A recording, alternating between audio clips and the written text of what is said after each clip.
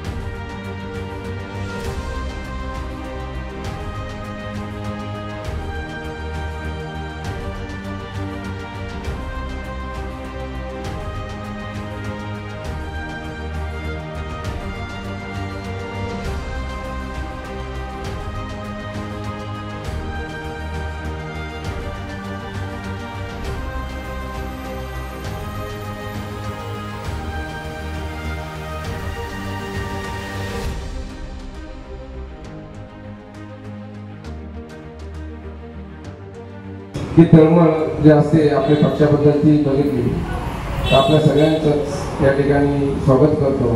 जवळपर्यंत आल्या तर नक्कीच तो विश्वास मला आहे की तुमचा आशीर्वाद आणि प्रेम मला मिळणार आहे। पण तुम्हाला एक भाऊ एवढा शब्द देईल, तुमच्या विश्वासाला कधी तडा जाऊ देणार नाही।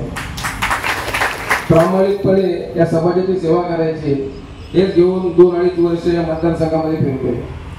कुठल्याही प्रकारे फार मोठा कुठलाही करोडपती व्हायचं नाहीये, फक्त माझा समाज, माझ्या समाजाचा प्रत्येक घटक मतदारसंघातला हा मोठा झाला पाहिजे, त्याला त्याच्या समस्यांपासून दूर करून एक मुख्य प्रवाह आणलं पाहिजे, यासाठी प्रामाणिक प्रयत्न काम करणार आहे। एवढंच तुम्हाला सगळ्या माता भगिनींना या ठिकाणी शब्द देतो, ठिकाणी थांबतो।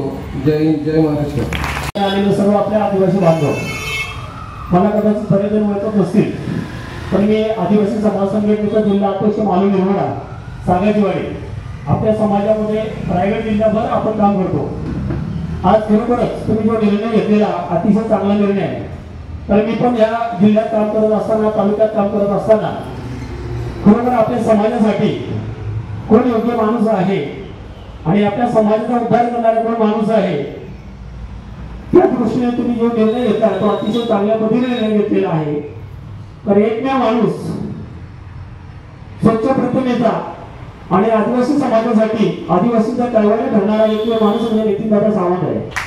मी अनेक वर्षापासून पाहतोय, तर त्या व्यक्तीचं काम जास्त आणि प्रसिद्धी कमी आहे।